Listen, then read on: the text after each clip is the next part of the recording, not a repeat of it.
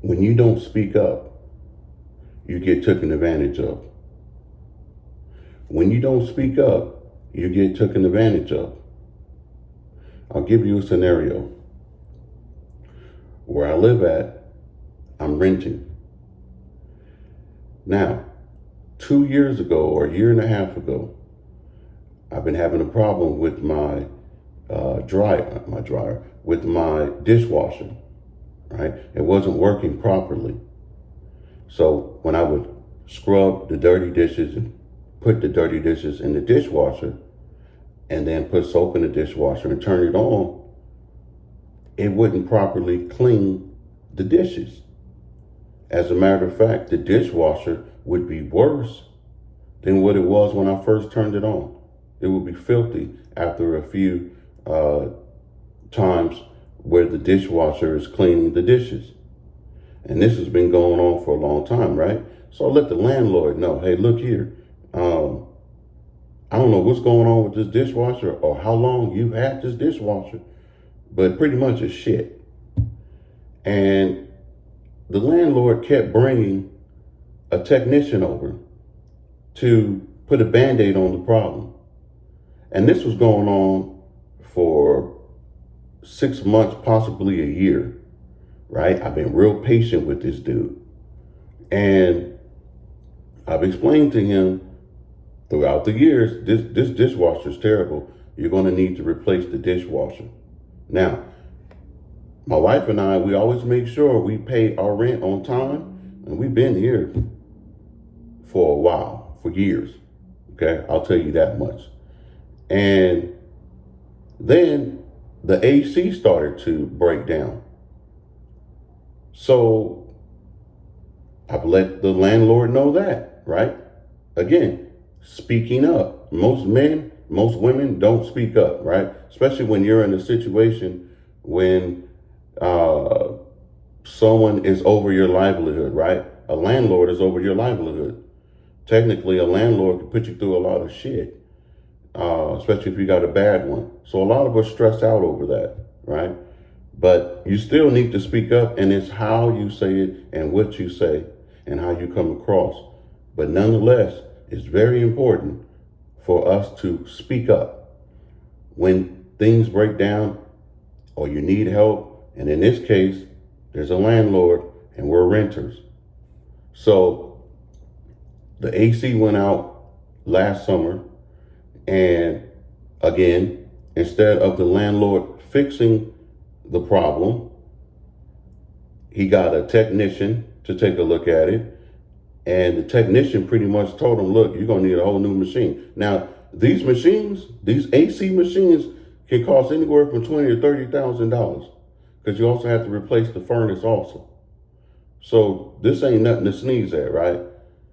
But that's not my problem because I'm not the landlord.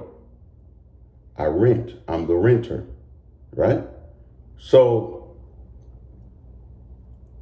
he gets a quote from the technician, and then he gets another technician and another technician. And so I think this happened like 3 times. We got like 3 different quotes from 3 different technicians. So the 3rd or 4th time, the guy, one of the technicians put a Band-Aid on the issue. So it worked for the rest of the summer. But then this summer came around and it just pretty much, the AC just took a dump. So I had to tell the landlord straight up, no chaser. I had to go raw and uncut with him, but at the same time, respectful. I said, look here, man, you got a dishwasher here that needs to be replaced. I'm gonna give it to you 100. We pay our rent on time. We've been here for a long time.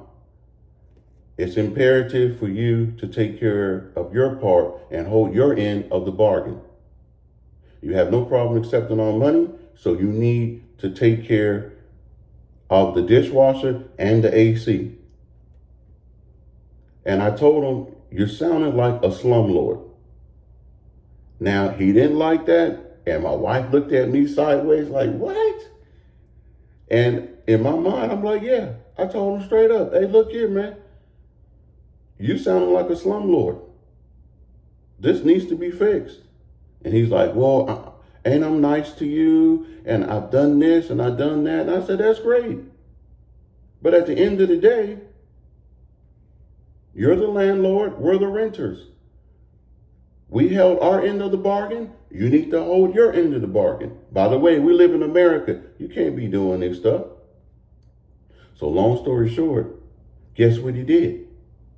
He turned around and bought a new dishwasher.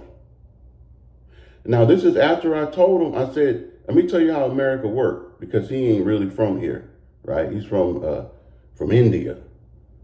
And I said, let me show you how this works in America. The technician that you hired to come down and take a look at the dishwasher for the last couple of years, he been putting a Band-Aid on the problem. He never fixed the problem. And the reason why he never fixed the problem is because you're paying him, what, $35 every time he comes to take a look at it. And he's been charged $35.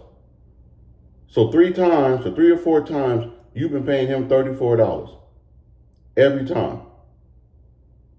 He making money. So why would he want to fix the problem? If he were to fix the problem, he wouldn't make no money. And he was like, oh, I never thought about that. You don't say. So then he turned around and said, I'm going to fix the AC also. And the only reason why he fixed the AC is because I put fire on his ass. He knows and understands, okay, there's some good tenants. They've been here for umpteen years and they're never late on their rent. And then I also told him, I said, look, this is your property. We're going to benefit from having a new dishwasher. We're going to benefit from having a new AC, but we're not going to be here forever. Also, this brings up the value of your house. If I do the right calculation, if my research is correct. So yes, he replaced the AC. Thank God. But if I never spoke up, if I never manned up and said, hell no, I'm going to speak up. I'm going to let them know this ain't right, and I'm going to explain why this ain't right. Now, of course, he was offended when I said that he acting like a slumlord. But do your job. I also played psychology. I knew that it would possibly move him in that direction where he would replace the dishwasher, where he would replace the AC. And guess what else he did? He said, hey, look, for the inconvenience and dealing with the heat, right? Because it's not just me. I got kids and I got a wife. And that's what I explained to him too. I said it'd be one thing if it was just me, but I have a fiduciary responsibility to speak up for my family and to make sure all their needs are met. So he turned around and said, look, man, because I put you in this situation, because I don't want to put you guys in an uncomfortable situation. I said, and you have, but you haven't done it purposely, but you have by default. He said, I'm going to make it to where the next month's rent is on me. You ain't got to pay. What? Where they do that at? This is what happens when we speak up intelligently. And sometimes you got to push. I said, man, I put my hand out, shook his hand, and I said, you've been redeemed. You redeemed yourself, young man. And he's a little younger than me. I said, you redeemed yourself. This is the power of speaking up. And this is what I try to tell my sons as they've been growing up. You need to learn how to speak up. You need to think before you speak. So when you do speak, it'll make sense. And you'll be able to get your point across. And nobody likes to talk to a person who has low self-esteem, who can't speak up, who talks like this. No. People respect power. People respect a man and a woman who speaks up, who says what they mean and mean what they say, who can articulate themselves and get their point across. And by me speaking up, I got what I wanted and then some. By the way, drop a comment in the comment section.